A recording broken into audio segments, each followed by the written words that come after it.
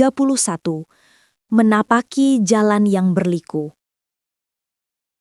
Fajar menatap keluar jendela kamarnya yang sederhana.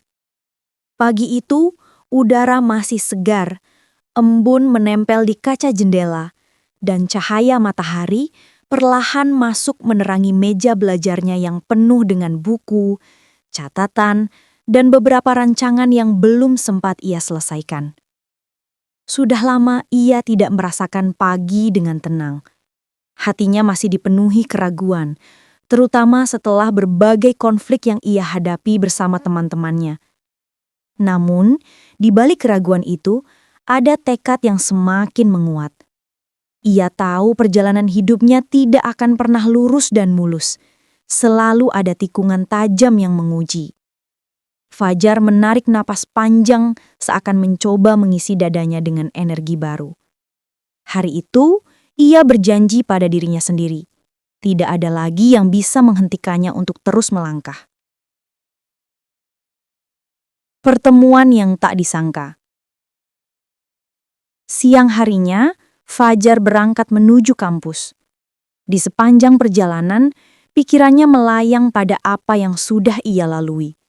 Perselisihan dengan Andi, pengkhianatan kecil dari Arman, serta kesetiaan Raka yang selalu ada di sisinya. Begitu tiba di halaman kampus, langkahnya terhenti ketika melihat sosok yang sudah lama tidak ia jumpai, Raka. "Fajar!" seru Raka dengan wajah penuh semangat. "Aku sudah dengar banyak hal tentangmu akhir-akhir ini. Kamu luar biasa, Jar. Kamu sudah melewati banyak hal sulit." Fajar tersenyum kecil. Ada rasa haru bercampur rindu. "Rak, kamu selalu muncul di saat aku merasa goyah. Terima kasih, sahabat." Raka menepuk bahu Fajar. "Aku akan selalu ada. Ingat itu." Momen sederhana itu membuat Fajar merasa kembali utuh. Seolah segala luka dan keraguan bisa perlahan sembuh hanya karena dukungan seorang sahabat sejati. Bayangan lama yang kembali. Meski begitu, perjalanan Fajar tidak pernah lepas dari bayang-bayang masa lalu. Saat memasuki kelas, ia dikejutkan oleh kehadiran Arman yang kini tampak lebih tenang dari biasanya. Tidak ada senyum sinis, tidak ada tatapan penuh persaingan. Hanya wajah yang seakan menyimpan sesuatu. "Jar, aku ingin bicara nanti setelah kelas selesai," ucap Arman lirih. Fajar terdiam sejenak. Ia bisa saja menolak, mengingat banyak luka yang masih membekas akibat ulah Arman. Namun ada sesuatu pada nada suara itu yang membuatnya penasaran. Setelah kelas berakhir, keduanya bertemu di taman kampus. "Jar, aku sadar banyak hal. Mungkin selama ini aku terlalu ambisius. Aku sering melihatmu sebagai musuh, bukan sahabat. Tapi kenyataannya, aku iri padamu. Kamu selalu punya semangat yang aku tak miliki," kata Arman dengan nada tulus. Fajar menatapnya, mencoba membaca ketulusan itu. "Man, aku tidak pernah menganggapmu musuh. Aku hanya berharap kita bisa saling mendukung, bukan menjatuhkan." Percakapan itu tidak serta-merta menghapus semua kesalahan, tetapi menjadi titik awal baru. Arman tampak sungguh-sungguh ingin berubah, dan Fajar tahu kesempatan kedua adalah sesuatu yang berharga bagi setiap manusia. Menantang diri sendiri. Malam itu, Fajar duduk di kamar sambil menatap buku-buku yang berserakan. Tugas besar menantinya. Ia harus mempersiapkan presentasi penting yang bisa menentukan masa depannya. Tema presentasi itu tidak hanya tentang teori, tetapi juga pengalaman pribadi yang bisa menginspirasi orang lain. "Kalau aku hanya bercerita tentang teori, semua orang bisa. Tapi aku punya cerita hidup. Itu modal terbesar yang bisa kubagikan," gumamnya. Ia mulai menulis kisahnya dari saat jatuh, bangkit, hingga sekarang. Setiap kata yang ia tulis terasa seperti obat bagi hatinya sendiri.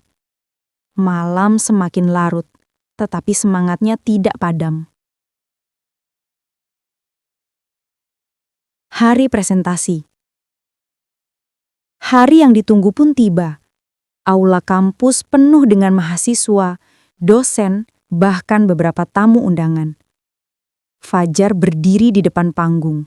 Jantungnya berdetak kencang, tetapi matanya memandang lurus penuh keyakinan. "Selamat pagi," ucapnya lantang. "Hari ini saya tidak hanya ingin berbicara tentang teori, tetapi tentang perjalanan hidup yang mungkin bisa memberi pelajaran bagi kita semua." Ia bercerita tentang bagaimana ia hampir menyerah, tentang kesetiaan sahabat, tentang pahitnya dikhianati, dan indahnya kesempatan kedua. Setiap kalimat mengalir tulus, membuat banyak orang di ruangan itu terdiam, bahkan beberapa terlihat menahan air mata.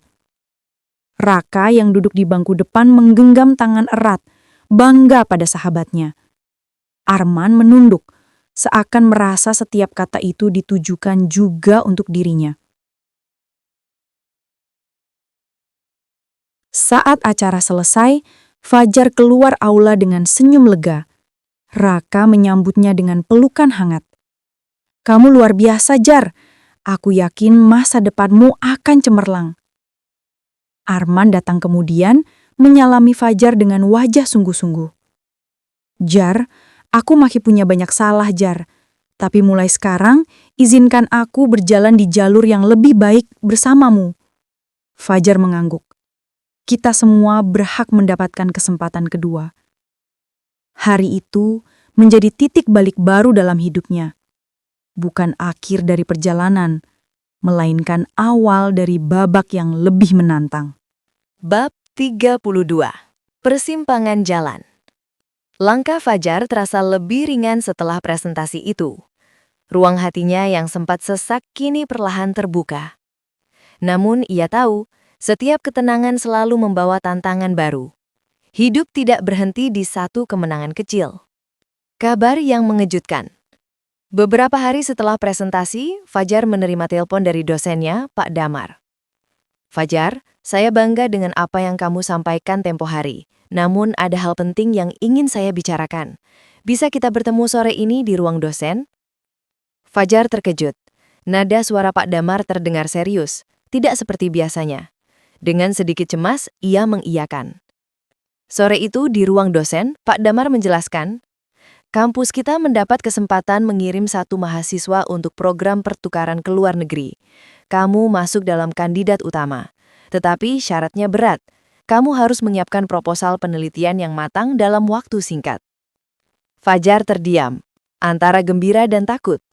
Kesempatan itu bagaikan pintu besar menuju masa depan. Tetapi ia tahu, jalan di balik pintu itu penuh ujian. "Pak, saya akan berusaha sebaik mungkin," jawabnya mantap.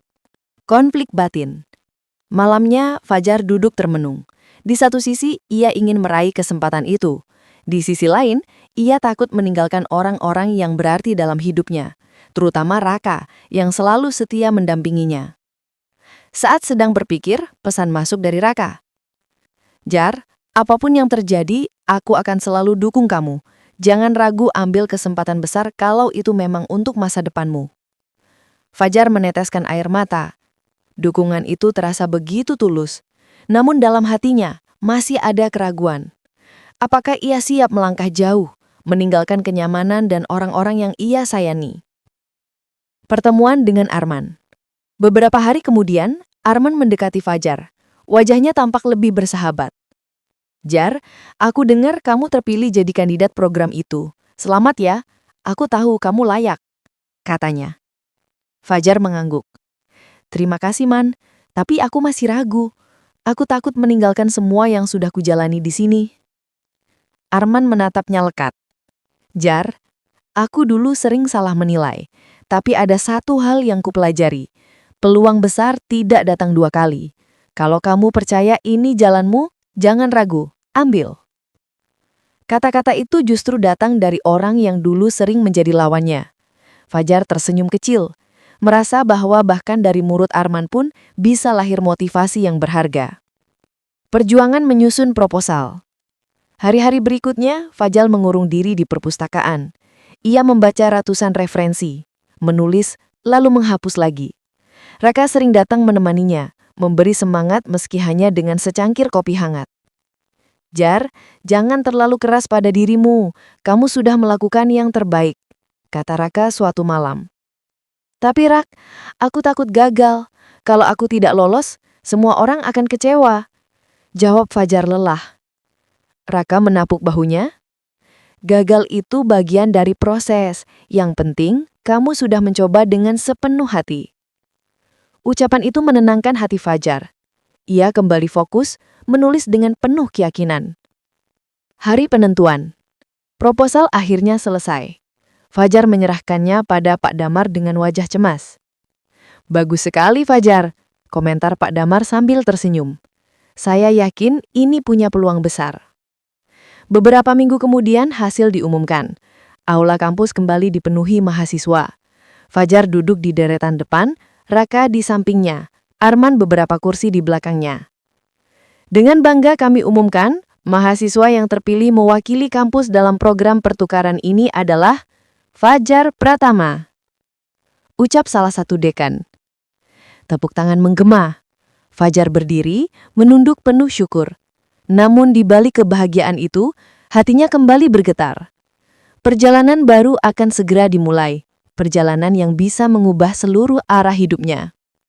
Perpisahan yang berat. Malam sebelum keberangkatannya, Fajar duduk bersama Raka di taman kampus. Angin berhembus pelan, membawa aroma bunga malam yang menenangkan. "Jar, aku takut. Bagaimana kalau aku tidak bisa kembali seperti dulu? Bagaimana kalau aku kehilangan semua ini?" Suara Fajar lirih. Raka menatap bintang di langit. "Jar, hidup itu memang penuh kehilangan. Tapi jangan lupa, setiap langkahmu adalah bagian dari cerita. Aku akan tetap di sini, menunggu kamu kembali. Yang penting, jangan berhenti melangkah." Fajar menggenggam tangan sahabatnya erat. "Terima kasih, Rak. Kamu selalu jadi alasan aku kuat." Menatap masa depan. Hari keberangkatan pun tiba. Di bandara, Fajar berdiri bersama koper kecilnya. Raka, Arman, dan beberapa teman lain datang mengantarnya. "Jaga dirimu baik-baik di sana," kata Arman, kali ini dengan ketulusan yang berbeda dari sebelumnya. Raka tersenyum sambil menahan air mata. "Sampai jumpa, Jar. Jangan lupa kita." Fajar mengangguk. "Aku tidak akan pernah lupa. Kalian selalu ada di hatiku." Dengan langkah mantap, ia berjalan menuju pintu keberangkatan. Di dalam hatinya, ia tahu perjalanan baru saja dimulai. Bab 33. Jejak baru di negeri orang. Perjalanan panjang. Pesawat yang membawa Fajar perlahan meninggalkan landasan. Getaran di tubuhnya bercampur dengan debaran hati yang tak bisa ia redakan. Dari jendela kecil, ia menatap awan putih yang bergulung, seakan memberi tanda bahwa ia benar-benar meninggalkan tanah kelahirannya. Selama berjam-jam perjalanan, Fajar tidak banyak tidur. Ia lebih banyak merenung tentang ayah dan ibunya di desa, tentang Raka yang kini ia tinggalkan, dan tentang masa depan yang masih abu-abu. Di sela renungan itu, ia menuliskan catatan di buku kecil. "Hari ini, aku melangkah lebih jauh dari yang pernah kubayangkan. Aku takut, tapi aku harus berani.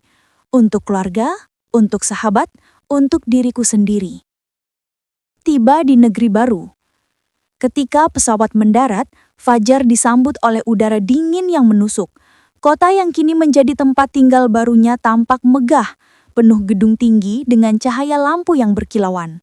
Semua terasa asing, seolah ia dilempar ke dunia lain. Seorang dosen pembimbing lokal menjemputnya di bandara. Namanya Prof. Kenji, seorang pria parubaya yang ramah dan penuh wibawa. "Selamat datang, Fajar. Mulai hari ini rumahmu juga. Jangan sungkan untuk bertanya atau meminta bantuan," katanya dengan senyum hangat. Fajar menunduk sopan. "Terima kasih, Prof. Saya akan belajar sebaik mungkin." Hari-hari pertama penuh tantangan. Bahasa menjadi hambatan besar. Meski Fajar sudah belajar dasar-dasarnya, ia sering salah ucap dan mendapat tawa kecil dari teman sekelasnya.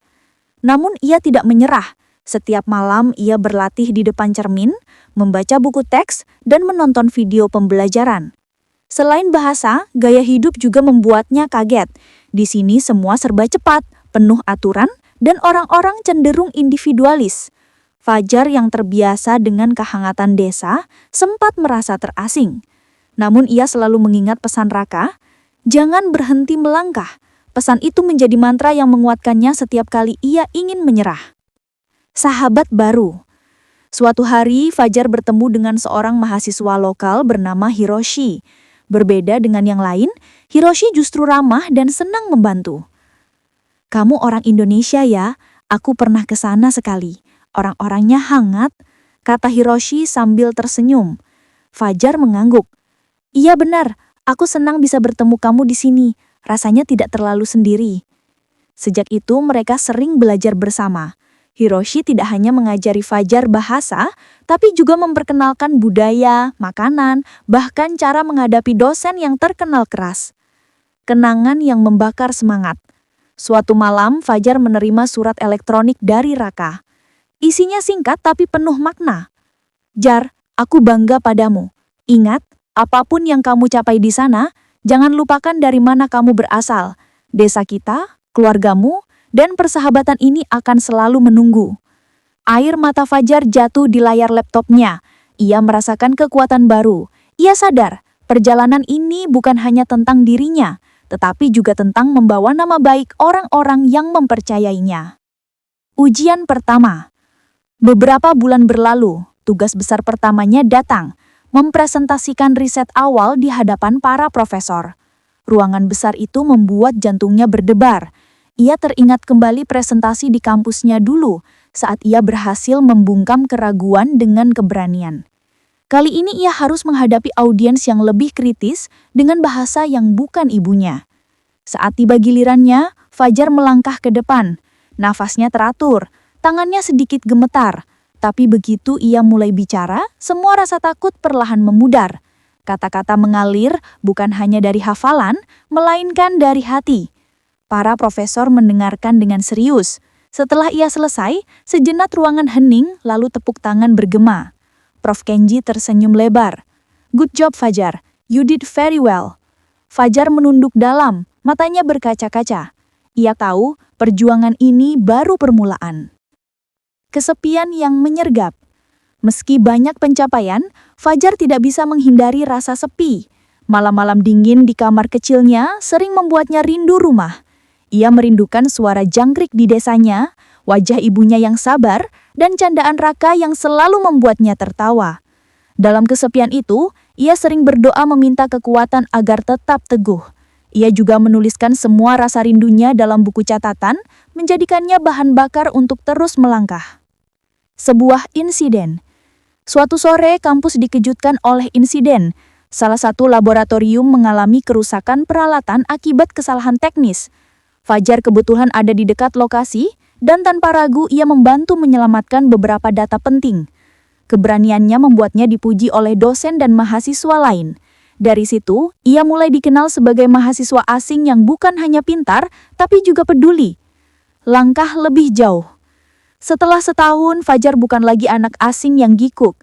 Ia kini berdiri sejajar dengan mahasiswa lain, bahkan sering dijadikan contoh dalam hal semangat belajar. Suatu hari, Prof. Kenji berkata, "Fajar, saya melihat potensi besar dalam dirimu. Pernahkah kamu berpikir melanjutkan studi doktoral di sini setelah program ini selesai?" Fajar terdiam. Tawaran itu besar sekali, namun ia juga sadar ada janji yang harus ia tepati untuk kembali, membangun kampung halamannya, dan membahagiakan keluarganya. Malam itu ia kembali menatap catatan kecil yang selalu ia bawa. Di sana tertulis tekad lamanya. "Aku belajar bukan hanya untuk diriku, tapi juga untuk orang-orang yang kusayangi." Ia sadar meski dunia menawarkan banyak jalan, hatinya tetap terikat pada tanah kelahiran. Bab 34. Jejak yang tertinggal. Malam itu langit terlihat gelap, hanya dihiasi sedikit bintang yang bersembunyi di balik awan pekat. Angin berhembus pelan, membawa aroma tanah basah setelah hujan sore tadi. Raka berdiri di tepi jendela rumah peninggalan orang tuanya. menatap jauh ke arah pekarangan yang terasa asing walaupun sudah ia kenal sejak kecil. Hatinya masih bergetar setelah pertemuan terakhir dengan Arman yang memunculkan lebih banyak pertanyaan daripada jawaban. Ia tahu, perjalanan belum selesai, bahkan semakin rumit. Di balik senyum tipis Arman sore tadi, ia menangkap sesuatu. Sebuah rahasia yang sengaja disembunyikan. Rahasia itu, ia yakin, ada kaitannya dengan luka lama keluarganya. Sementara itu, di ruang tamu, Dina sedang merapikan beberapa lembar kertas yang berantakan di meja. Ia menemukan catatan-catatan lama milik ayah Raka, berisi tulisan tangan yang samar-samar. "Raka, kau harus lihat ini," panggilnya dengan nada serius. Raka bergegas menghampiri. Ia mengambil lembaran itu, matanya menyisir tiap kata yang meski kabur tetap bisa dibaca. Ada satu kalimat yang membuatnya terhenti. "Jangan percayai mereka yang datang membawa janji. Jejak mereka akan selalu menuntun pada luka." Dina menatap Raka dengan cemas. "Apa maksudnya? Siapa mereka yang dimaksud ayahmu?" Raka terdiam lama. Dalam pikirannya, hanya ada satu nama, Arman. Tapi ia tak mau buru-buru menuduh. Suasana mulai menegang. Keesokan harinya, Raka memutuskan pergi ke kota untuk mencari dokumen lama di kantor arsip daerah. Ia merasa kebenaran hanya bisa ia temukan lewat catatan-catatan resmi yang tak bisa dibohongi. Dina menemaninya. Meski ia tahu perjalanan ini bisa saja membuka luka lebih dalam. Di perjalanan Dina mencoba menghibur. "Raka, kadang jawaban tak selalu membuat kita tenang. Bisa jadi malah bikin kita semakin bingung." Raka tersenyum tipis. "Tapi aku lebih takut pada kebohongan, Din. Lebih baik aku hancur oleh kebenaran daripada hidup nyaman dalam ilusi." Sesampainya di kantor arsip, mereka bertemu dengan seorang petugas tua bernama Hashim. Lelaki itu mengenali nama keluarga Raka seketika. Wajahnya berubah serius. "Kalian anak dari almarhum Hendra?" tanyanya hati-hati. Raka mengangguk. "Ya, saya putranya. Saya mencari dokumen lama, terutama catatan perjanjian atau laporan yang melibatkan ayah saya." Pak Hashim terdiam sejenak, lalu mengajak mereka masuk ke ruang penyimpanan khusus. Tumpukan map tua berjejer rapi di rak-rak kayu. Aroma kertas tua bercampur debu memenuhi ruangan itu. Dengan tangan gemetar, Pak Hashim mengeluarkan sebuah map berwarna coklat kusam. Ini, salah satunya. Raka membuka map itu. Matanya membesar ketika menemukan nama Arman tercatat di salah satu dokumen perjanjian bisnis ayahnya. Bukan sekedar kawan lama. Ternyata Arman terlibat dalam urusan penting yang selama ini tidak pernah ia tahu. Konflik memuncak. Sepulang dari kantor arsip, Raka merasa dadanya sesak. Pertanyaan demi pertanyaan semakin menumpuk. Mengapa Arman tak pernah bercerita soal keterlibatannya dengan ayah Raka? Apa yang disembunyikannya? Malam itu Raka tak tahan lagi. Ia menghubungi Arman, meminta untuk bertemu kembali. Suasana pertemuan kali ini jauh lebih tegang. Arman duduk di kursi berhadapan dengan Raka.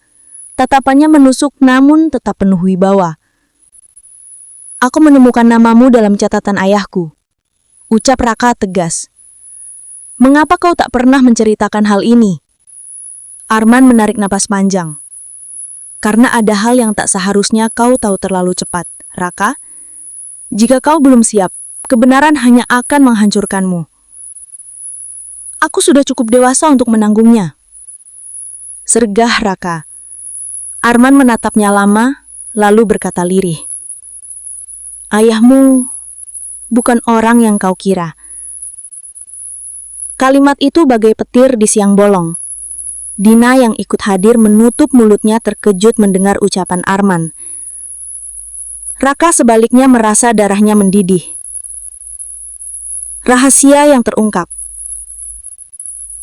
Arman akhirnya mulai bercerita, meski jelas ia melakukannya dengan berat hati. Ayahmu, Hendra, dulu terlibat dalam perjanjian besar yang bukan hanya soal bisnis, tapi juga menyangkut keselamatan banyak orang. Aku ada di sana. Aku saksi hidupnya. Tapi apa yang terjadi malam itu membuatku menanggung beban hingga sekarang. Raka mengepalkan tangannya. Apa maksudmu? Apa yang terjadi malam itu? Arman menunduk, matanya berkaca-kaca. Ayahmu mengorbankan sesuatu yang tak seharusnya. Demi melindungi keluarganya, ia mengkhianati orang lain. Dan sejak saat itu, aku berjanji akan menjaga rahasia ini. Tapi kini melihatmu mencari kebenaran, aku tak bisa lagi diam. Raka terhenyak. Baginya, ayah adalah sosok teladan. Membayangkan ayahnya melakukan kesalahan besar terasa seperti menampar seluruh identitasnya.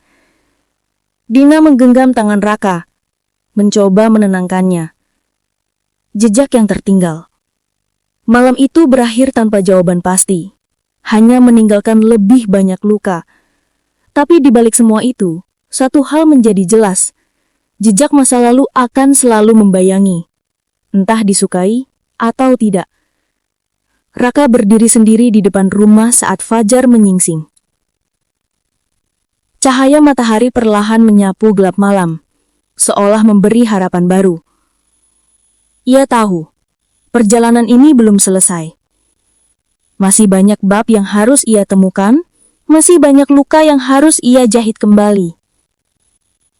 Namun, satu hal pasti, ia tak akan lagi mundur. Bab 35. Luka yang membakar. Hening menyelimuti rumah Raka pagi itu. Dina sibuk menyiapkan teh hangat di meja makan, tapi pikirannya sama gelisahnya dengan hati Raka. Semalaman ia hampir tidak tidur. Bayangan ucapan Arman terus terngiang. Ayahmu mengkhianati orang lain demi melindungi keluarganya. Kalimat itu bagai pisau yang menusuk hati. Raka merasa dunia runtuh di sekelilingnya. Selama ini ia mengagumi sosok ayahnya, menjadikannya teladan hidup. Kini semua gambaran itu porak-poranda. Raka, suara Dina memecah lamunannya. Kamu tidak bisa terus menyiksa diri dengan pikiran itu. Ayahmu mungkin memang salah, tapi tidak berarti semua kenanganmu dengannya juga salah. Raka menoleh, matanya memerah. Bagaimana kalau semua ini benar, Din? Bagaimana kalau aku selama ini hanya hidup dalam kebohongan? Apa gunanya aku mencari kebenaran kalau akhirnya hanya menghancurkanku? Dina mendekat, menggenggam tangan Raka erat. Kebenaran memang pahit. Tapi ingat, apapun yang terjadi, kau masih bisa memilih menjadi lebih baik dari masa lalu ayahmu. Itu yang penting. Jejak baru. Hari itu, Raka memutuskan untuk kembali ke kantor arsip. Ia ingin menggali lebih dalam. Dina menemaninya, meski ia bisa merasakan betapa rapuhnya hati Raka saat ini. Sesampainya di sana, Pak Hashim menyambut mereka lagi. Kali ini Raka lebih tegas. Pak, saya ingin semua dokumen yang berkaitan dengan nama ayah saya dan juga nama Arman. Pak Hashim tampak ragu. Nak, apa kau yakin? Tidak semua catatan akan membawa jawaban yang menenangkan. Justru itu yang saya cari, jawab Raka mantap. Beberapa menit kemudian, map-map baru dibawa keluar. Di dalamnya ada catatan transaksi tanah, perjanjian kerjasama, hingga laporan persidangan yang tak pernah diceritakan pada keluarga. Dari sana, Raka menemukan satu nama lain yang selalu muncul bersama ayahnya, Satria. Siapa dia? Gumam Raka. Pak Hashim menunduk.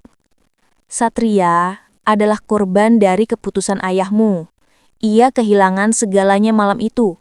Sejak saat itu, namanya nyaris hilang dari catatan resmi, seperti ada yang sengaja menghapus jejaknya. Pertemuan yang tak terduga. Raka tak bisa tenang. Nama Satria menjadi misteri baru yang menghantuinya. Ia mencari informasi tambahan di desa-desa sekitar. Butuh waktu berhari-hari. Sampai akhirnya ia mendapat kabar bahwa seseorang bernama Satria masih hidup, tinggal di sebuah pondok kecil di pinggir hutan. Tanpa pikir panjang, Raka berangkat bersama Dina. Perjalanan menuju pondok itu melewati jalanan berbatu, menanjak, dan semakin sepi. Saat tiba, mereka menemukan sebuah rumah kayu tua yang hampir roboh. Seorang lelaki tua keluar, tubuhnya kurus, rambutnya memutih. Matanya tajam meski sorotnya penuh kelelahan. "Kalian siapa?" tanyanya dengan suara serak. Raka menelan ludah. "Apakah Anda Satria?" Lelaki itu menatap lama, lalu mengangguk pelan. "Ya, aku Satria, dan aku tahu kenapa kau datang." Rahasia masa lalu. Di dalam pondok, suasana begitu sunyi. Bau kayu lembab bercampur dengan aroma obat herbal.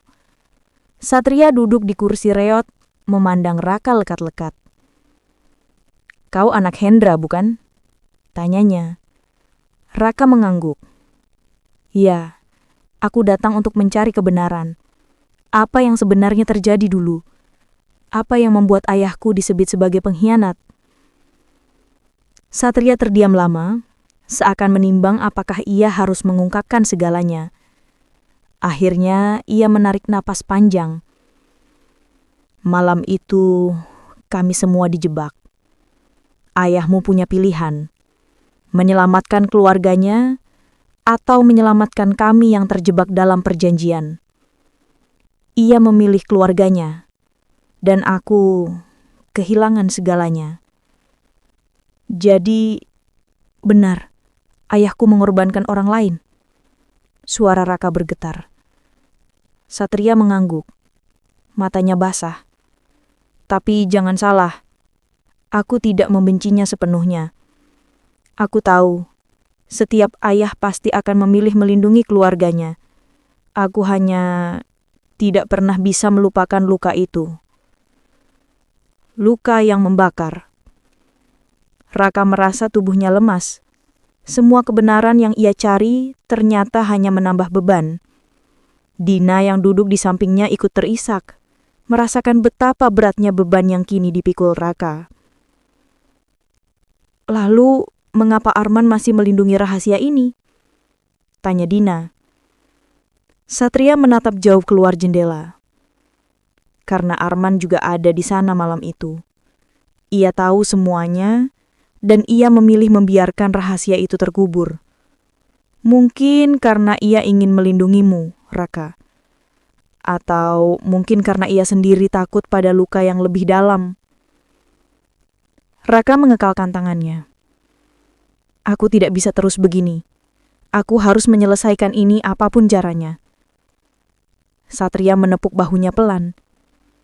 "Kalau begitu, jangan hanya hidup di bayangan ayahmu. Buat pilihanmu sendiri.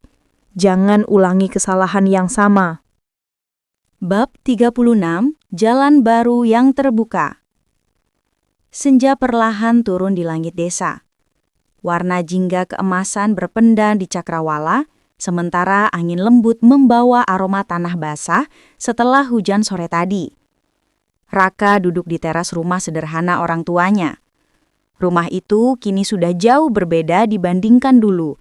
Atapnya sudah diganti, dindingnya sudah dicat ulang, dan ada kursi kayu baru di depan. Meski sederhana, rumah itu terasa lebih hangat karena penuh cinta.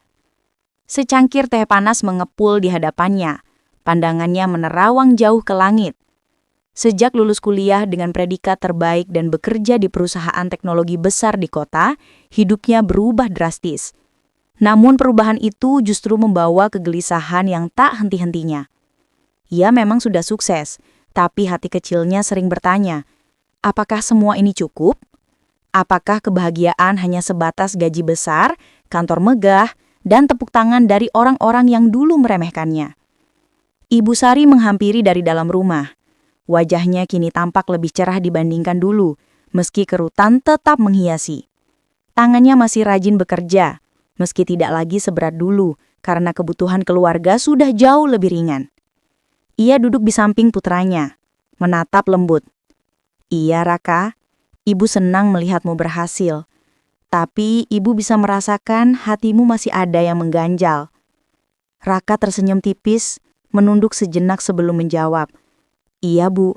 Aku bersyukur dengan semua yang Allah berikan. Tapi entah kenapa, rasanya aku belum benar-benar tenang. Aku ingin lebih dari sekedar sukses untuk diriku. Aku ingin hidupku bermanfaat bagi banyak orang. Ayahnya, yang baru pulang dari sawah dengan baju masih berbau tanah, ikut duduk. Tangannya yang keras karena puluhan tahun memegang cangkul, menepuk bahu putranya. Kalau hatimu berkata begitu, jangan kau abaikan. Hidup bukan hanya soal kerja di kantor besar. Hidup itu tentang meninggalkan jejak kebaikan. Apa yang kau bisa berikan untuk orang lain, itulah yang akan membuatmu benar-benar bahagia. Kata-kata itu menancap kuat di hati Raka.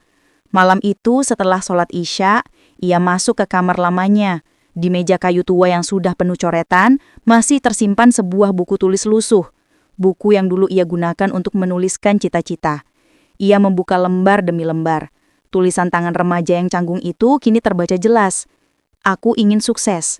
Aku ingin membahagiakan ayah dan ibu. Aku ingin bermanfaat bagi banyak orang.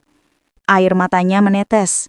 Janji yang ia tuliskan bertahun-tahun lalu seakan kembali hidup, mengingatkannya bahwa kesuksesan pribadi bukanlah tujuan akhir. Ada amanah yang lebih besar menunggu. Keesokan harinya, Raka ikut ayahnya ke sawah.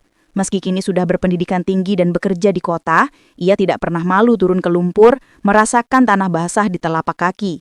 Ia menatap hamparan padi yang menguning, lalu berkata pelan, "Ya, bagaimana kalau kita coba sesuatu yang baru? Aku ingin memanfaatkan ilmu yang kupelajari untuk membantu petani di desa ini. Mungkin kita bisa membuat sistem irigasi sederhana dengan teknologi murah supaya hasil panen lebih baik, bukan hanya untuk kita, tapi untuk semua petani."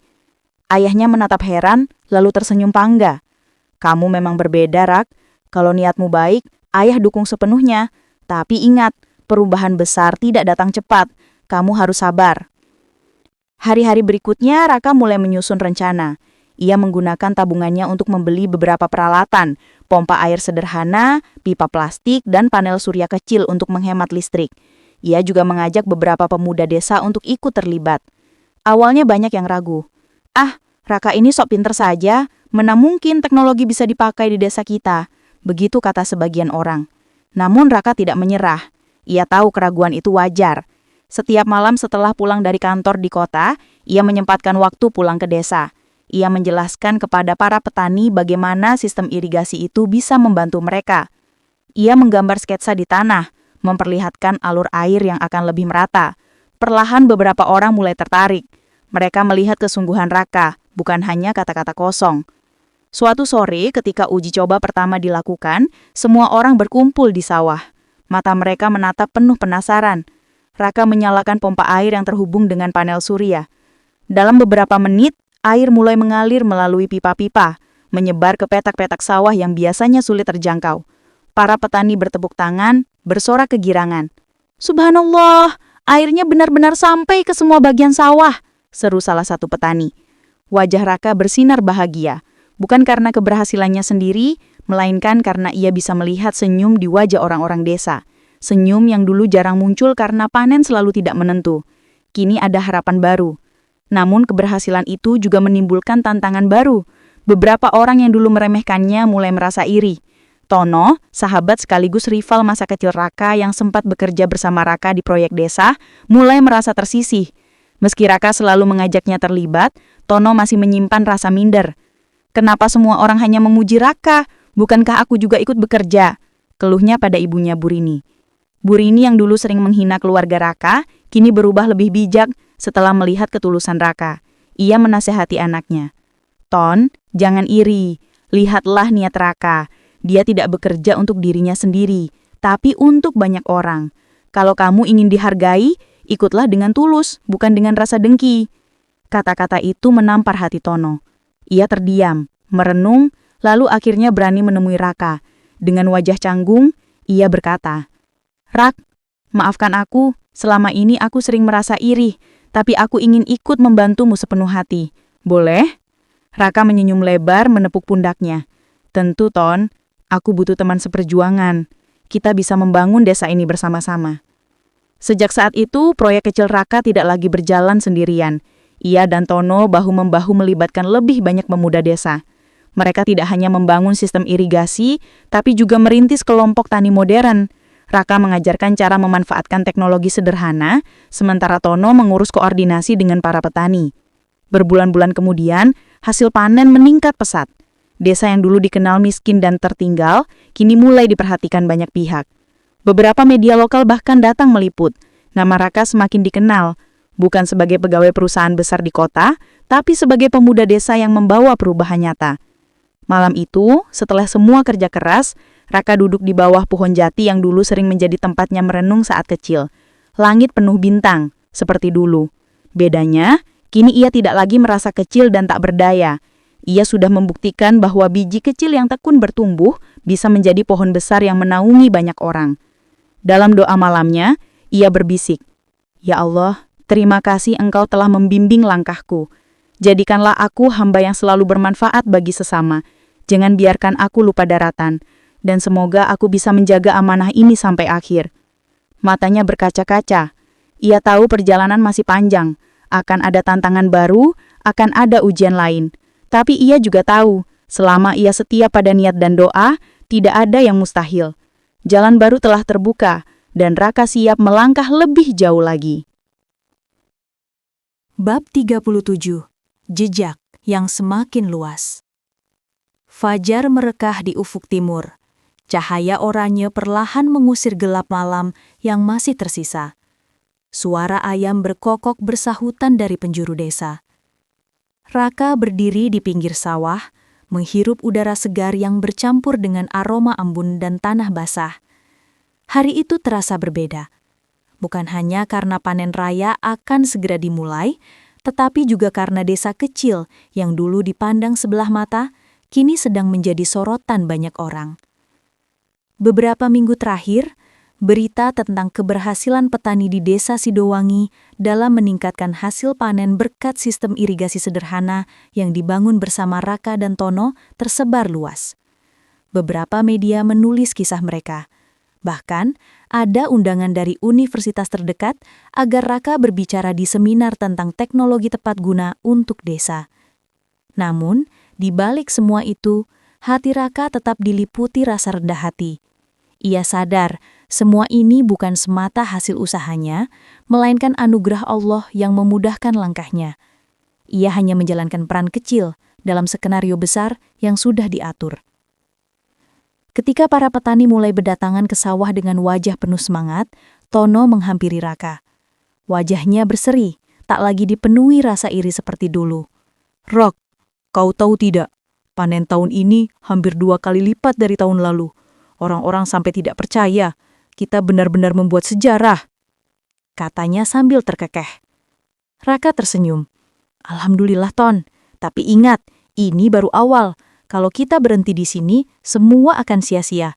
Kita harus memastikan keberlanjutan. Tidak boleh hanya semangat sekali, lalu kembali seperti dulu." Ucapan itu membuat Tono terdiam sejenak, lalu mengangguk mantap.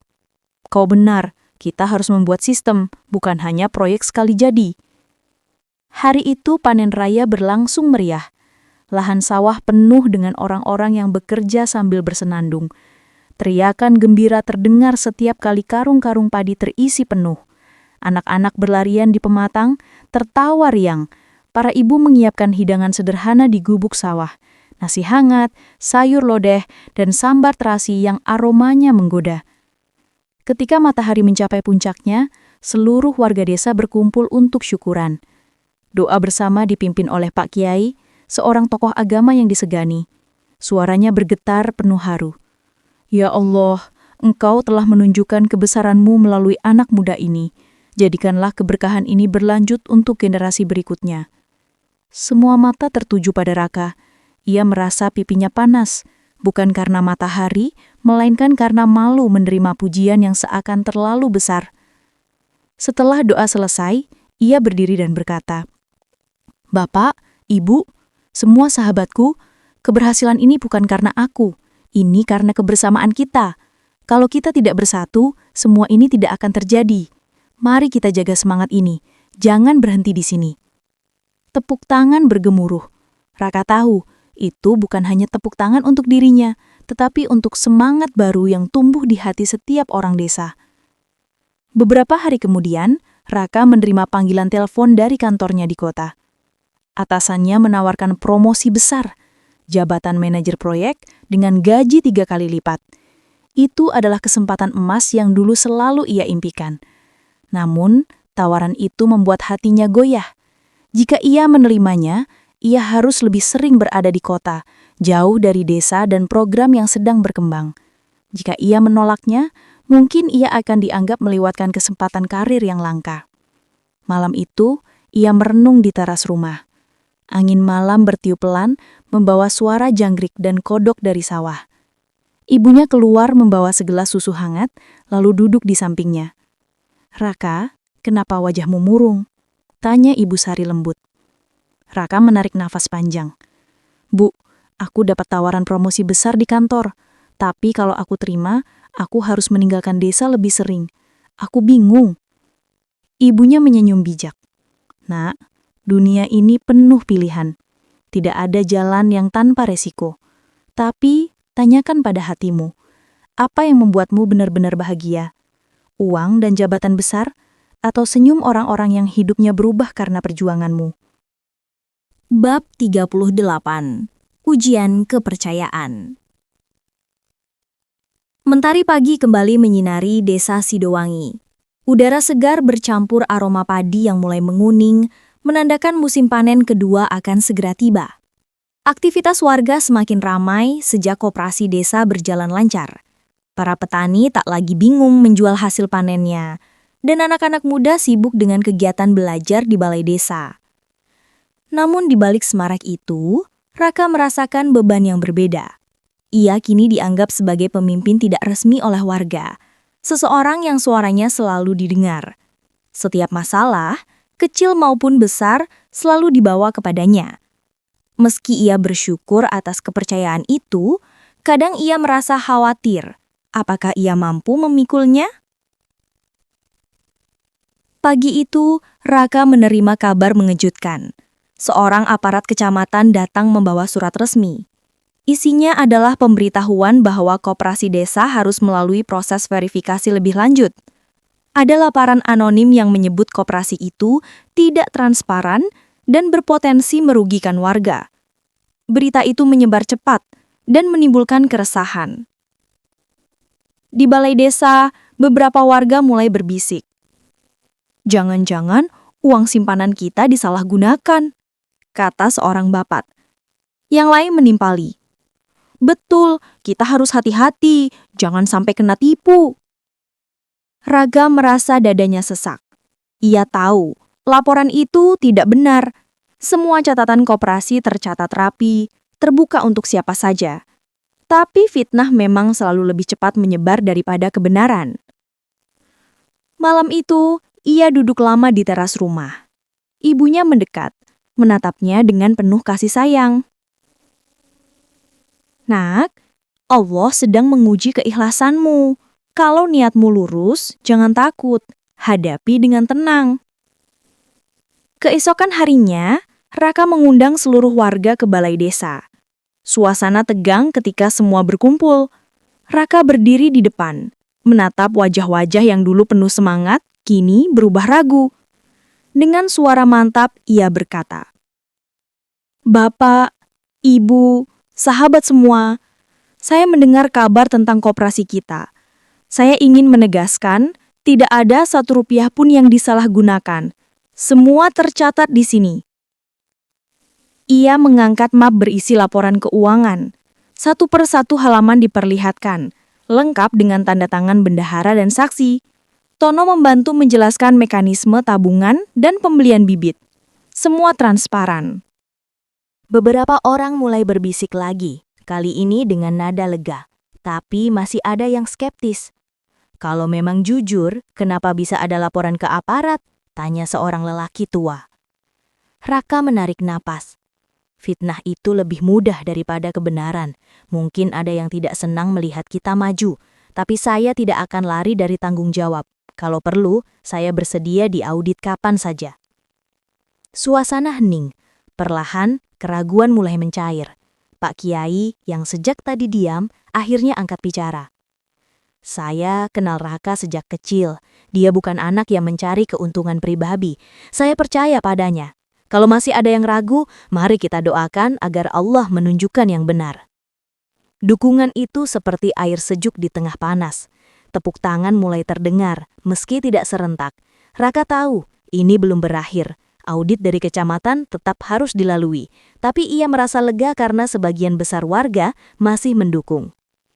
Beberapa hari kemudian, tim dari kecamatan datang untuk memeriksa koperasi. Semua dokumen diperiksa teliti, bahkan beberapa warga dipanggil untuk wawancara. Raka menunggu dengan cemas, namun ia percaya pada catatan yang sudah dibuat. Setelah 2 hari, hasilnya keluar. Tidak ditemukan penyalahgunaan dana. Justru tim kecamatan memuji keteraturan koperasi itu. Mereka bahkan menyarankan agar koperasi dijadikan contoh bagi desa lain. Kabar itu membuat warga bersorak gembira. Fitnah yang sempat mengguncangkan akhirnya runtuh. Tapi bagi Raka ini bukan hanya kemenangan. Ini adalah pelajaran berharga. Kepercayaan itu rapuh. Sekali pecah, sulit diperbaiki. Karena itu, ia bertekad menjaga transparansi lebih ketat. Malam itu, setelah suasana tenang, Tono duduk bersama Raka di tepi sawah. "Rak, aku heran. Siapa yang tega menyebarkan fitnah itu?" tanyanya. Raka menatap bintang di langit, berpikir sejenak. "Entahlah, Ton, tapi aku yakin semakin kita melangkah, semakin banyak ujian. Bukan untuk menjatuhkan, tapi untuk menguji seberapa kuat kita bertahan." Tono mengangguk pelan. "Tahu benar, kalau kita mudah goyah, semua ini bisa hancur." Raka tersenyum samar. "Dan kalau kita tetap teguh, insya Allah kita akan semakin kuat." Beberapa hari kemudian misteri itu mulai terungkap. Seorang perangkat desa mendengar kabar bahwa laporan anonim itu datang dari orang luar. Seorang mantan tengkulak yang merasa dirugikan karena koperasi membuat bisnisnya sepi. Ia dendam, lalu mencari cara untuk menjatuhkan. Kabar itu menyebar di desa, menimbulkan amarah. Beberapa pemuda ingin mendatangi orang itu untuk memberi pelajaran, namun Raka menahan mereka. "Jangan balas keburukan dengan keburukan. Kalau kita terjebak dalam dendam, kita sama saja dengannya. Biarkan waktu yang membuktikan siapa yang benar." Ucapan itu membuat pemuda terdiam. Mereka belajar satu hal penting. Perjuangan bukan hanya soal bekerja keras, tapi juga menahan diri dari emosi. Hari-hari berikutnya, kehidupan desa kembali normal, bahkan lebih semangat dari sebelumnya. Koperasi semakin dipercaya, dan anak-anak muda semakin termotivasi. Raka merasa meski badai datang, selalu ada pelangi setelahnya. Namun ia juga sadar, jalan masih panjang. Ujian kepercayaan hanyalah satu dari sekian banyak rintangan yang menunggu. Dan ia siap, karena kini ia tidak berjalan sendirian. Ada Tono, ada para pemuda, ada seluruh warga desa yang mulai percaya pada kekuatan berkebersamaan. Raka menatap jauh ke horizon. Cahaya senja mewarnai langit dengan jingga keemasan. Dalam hatinya, ia berbisik, "Perjalanan ini belum selesai, masih banyak yang harus diperjuangkan. Tapi aku yakin setiap langkah akan membawa kita lebih dekat pada masa depan yang lebih baik." Bab 39. Jalan menuju perubahan lebih besar. Pagi itu, Raka berdiri di teras rumah sambil memandang sawah yang terhampar luas. Angin berhembus lembut, membawa aroma tanah basah sisa hujan semalam. Langit biru bersih, seakan memberi tanda bahwa hari itu adalah awal dari sesuatu yang besar. Setelah ujian fitnah yang berhasil ia lalui, nama Raka semakin harum, bukan hanya di desanya, tetapi juga di kecamatan. Banyak yang mulai melihat koperasi desa sebagai model keberhasilan, terutama dalam memberdayakan petani dan pemuda. Bahkan, seorang pejabat dari kabupaten datang khusus untuk meninjau. Di balai desa, suasana ramai. Warga berdiri berjejer menyambut rombongan tamu. Ada rasa bangga sekaligus gugup. Raka diminta untuk mempresentasikan perjalanan koperasi, mulai dari gagasan awal, kesulitan yang dihadapi, hingga keberhasilan yang diraih. Dengan tenang, Raka menjelaskan di hadapan pejabat kabupaten. Kami hanyalah desa kecil, tapi kami percaya kalau ada niat dan kerjasama, tidak ada yang mustahil. Koperasi ini bukan milik saya, tapi milik seluruh warga. Kata-kata itu membuat banyak orang terkesan. Salah seorang pejabat bahkan berkomentar, andai semua desa punya anak muda seperti Raka, negeri ini akan lebih cepat maju. Pujian itu membuat warga bangga, namun Raka tetap merendah. Ia tahu keberhasilan ini bukan hasil kerja kerasnya sendiri, melainkan buah dari gotong royong. Namun, kabar baik itu juga membawa tantangan baru. Koperasi desa ditawari untuk mengikuti program skala kabupaten, yang berarti pengelolaan lebih besar, anggota lebih banyak dan tanggung jawab lebih berat. Tawaran itu menggoda, tetapi juga penuh resiko. Malam harinya, Raka merenung sendirian di bawah pohon jati tua, tempat ia sering menenangkan hati sejak kecil. Ia teringat masa-masa sulit ketika diejek Tono, ketika baju sekolahnya tambal sulam, ketika ia belajar dengan lampu minyak redup. Kini semua berubah, namun perubahan itu menuntut keputusan besar. Apakah ia siap membawa desanya ke panggung yang lebih luas? Tono datang menghampiri, membawa 2 gelas teh hangat. Raka, kau kelihatan gelisah. Apa yang kau pikirkan? Raka tersenyum samar. Ton, kalau kita menerima tawaran kabupaten, koperasi kita bisa makin besar, tapi resikonya juga besar. Kalau gagal, bukan hanya aku, tapi seluruh warga bisa kecewa. Tono meneguk tehnya pelan.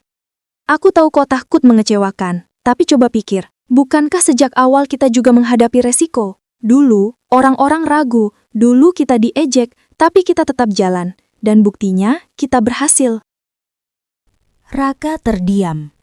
Kata-kata itu seperti menghidupkan kembali semangatnya. Ia sadar, ketakutannya bukan karena tidak mampu, melainkan karena ia terlalu mencintai desanya. Beberapa hari kemudian, Raka mengumpulkan seluruh warga di balai desa. Ia menjelaskan tawaran dari kabupaten dengan jujur, tanpa menyembunyikan resiko. Saya tidak bisa memutuskan sendiri. Ini koperasi kita, milik kita bersama. Apapun keputusan, mari kita tentukan bersama-sama. Musyawarah berlangsung hangat. Ada yang mendukung penuh karena melihat peluang besar. Ada juga yang khawatir koperasi akan kehilangan kendali jika terlalu besar. Perdebatan terjadi, tetapi semua berjalan dengan tertib. Akhirnya, dengan suara bulat, warga memutuskan menerima tantangan itu. Mereka percaya, dengan kebersamaan, mereka bisa menghadapi apapun. Kabar itu membuat Raka lega sekaligus bersemangat. Namun perjalanan baru saja dimulai. Program kabupaten membawa aturan yang lebih ketat. Administrasi harus lebih rapi. Laporan keuangan lebih detail. Dan setiap langkah harus diawasi. Untungnya, beberapa mahasiswa dari kota yang sedang melakukan pengabdian masyarakat datang membantu. Mereka mengajarkan cara menggunakan komputer, membuat laporan digital, dan mengatur data dengan lebih modern.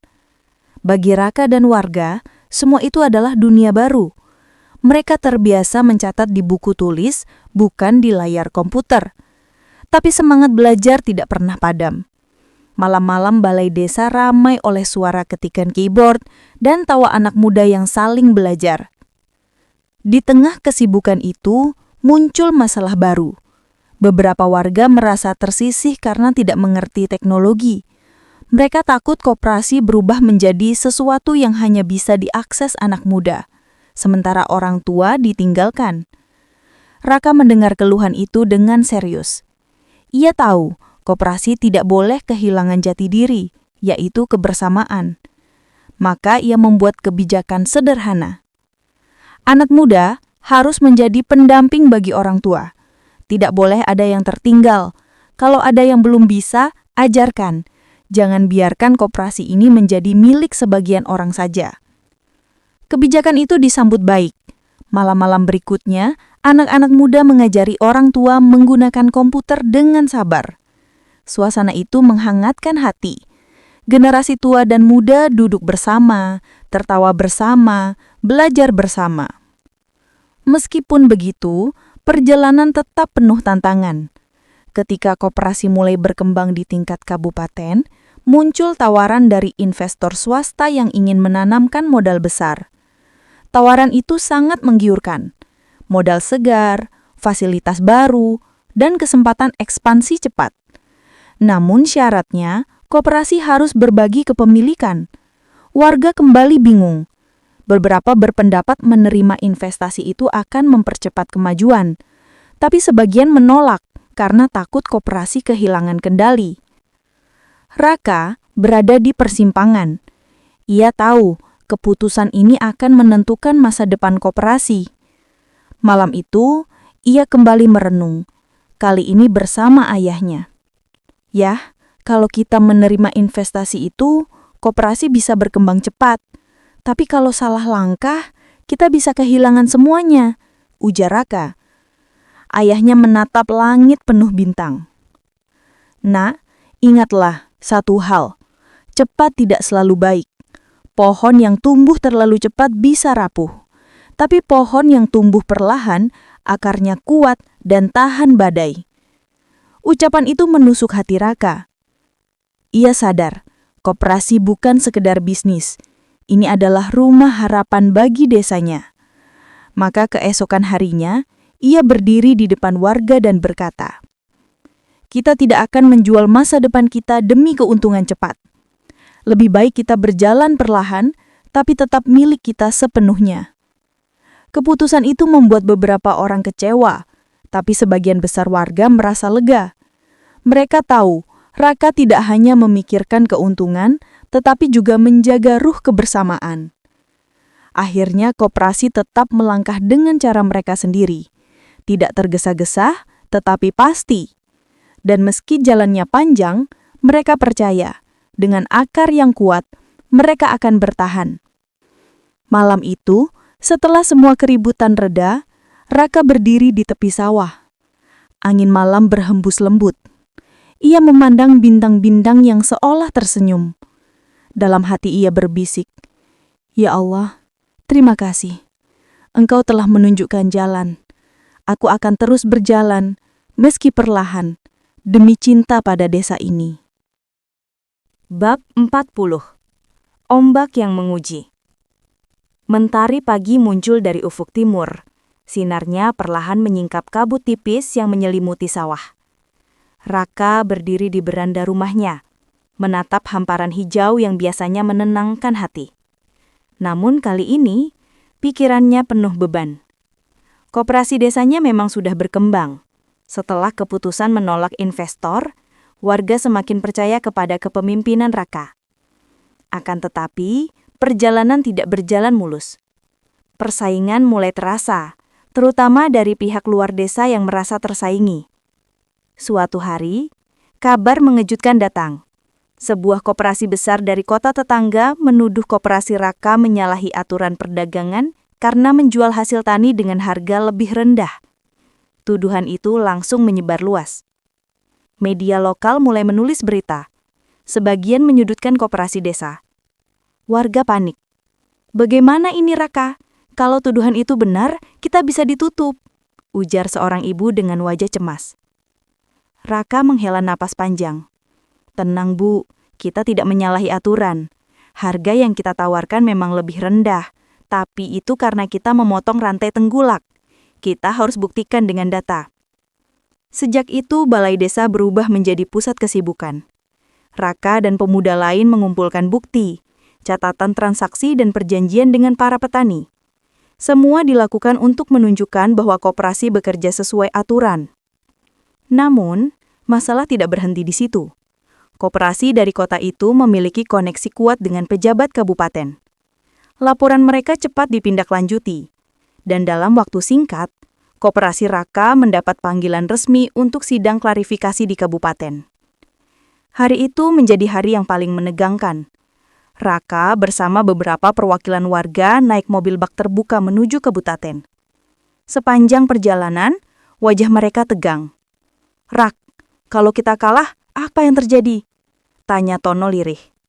"Kita tidak boleh kalah sebelum berjuang," jawab Raka mantap, meski hatinya sendiri berdebar kencang.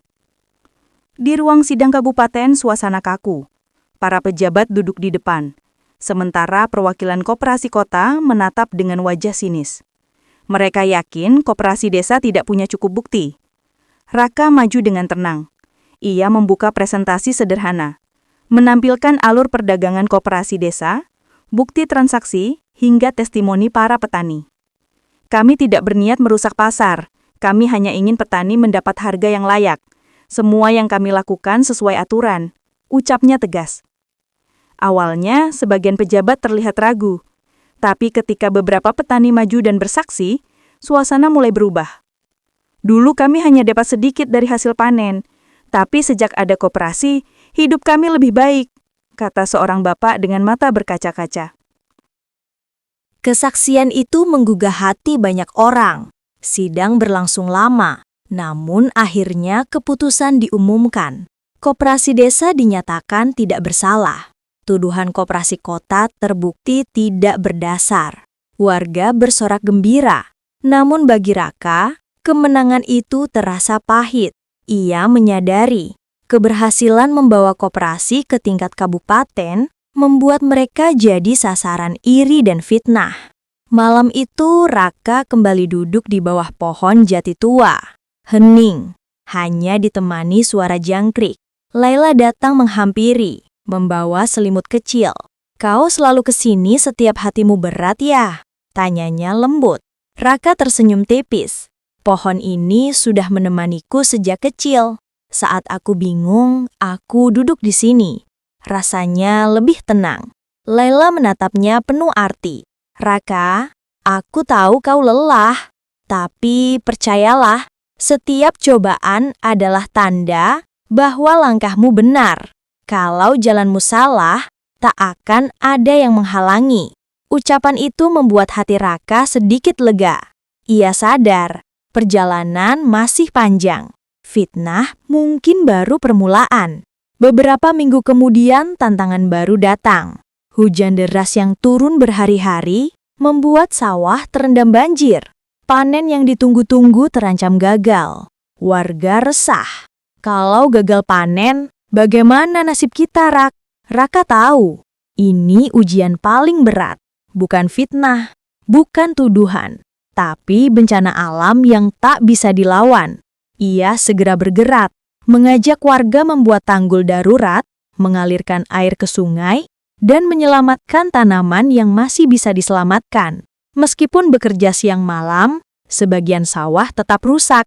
Hasil panen berkurang drastis. Koperasi terancam tidak bisa memenuhi kontrak penjualan. Raka tidak mau menyerah. Ia menghubungi koperasi lain di kabupaten, meminta kerjasama saling membantu. Awalnya banyak yang ragu. Tapi akhirnya ada beberapa koperasi kecil yang bersedia. Dengan gotong royong, mereka bisa menutup kekurangan panen. Langkah itu membuat koperasi desa tidak hanya selamat, tapi juga mendapat kepercayaan baru. Banyak yang kagum pada cara Raka mengutamakan kerjasama daripada bersaing. Namun di balik keberhasilan itu, Raka merasa hatinya semakin berat.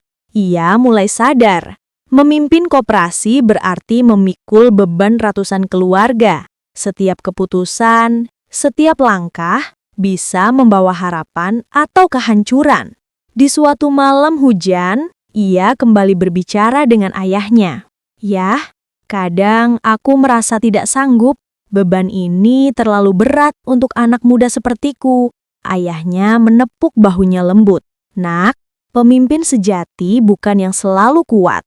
Pemimpin sejati adalah yang berani mengakui lelah, tapi tetap melangkah. Kau sudah melangkah sejauh ini. Jangan berhenti." Kata-kata itu kembali menyalakan semangat dalam diri Raka. Ia tahu, badai pasti datang silih berganti. Tapi selama ia tidak berjalan sendiri, ia akan mampu melewati semuanya. Hari-hari berikutnya, koperasi terus memperkuat diri. Mereka mulai membangun sistem cadangan pangan agar tidak terlalu bergantung pada satu musim panen. Anak-anak muda diajak belajar teknologi pertanian, sementara orang tua tetap dilibatkan dalam setiap keputusan. Raka semakin yakin, koperasi ini bukan hanya tentang pertanian. Ini adalah tentang masa depan, tentang persatuan, dan tentang mimpi bersama. Dan di balik semua cobaan itu, Ia mulai melihat sesuatu yang lebih besar. Koperasi desa bukan lagi sekadar tempat berkumpulnya petani, melainkan sebuah gerakan yang bisa menginspirasi banyak orang. Malam itu, sambil menatap bulan yang bersinar terang, Raka berbisik dalam hati, "Ya Allah, aku tahu perjalanan ini tidak mudah, tapi aku percaya Engkau menuntunku bukan hanya untuk desaku, tapi untuk sesuatu yang lebih besar."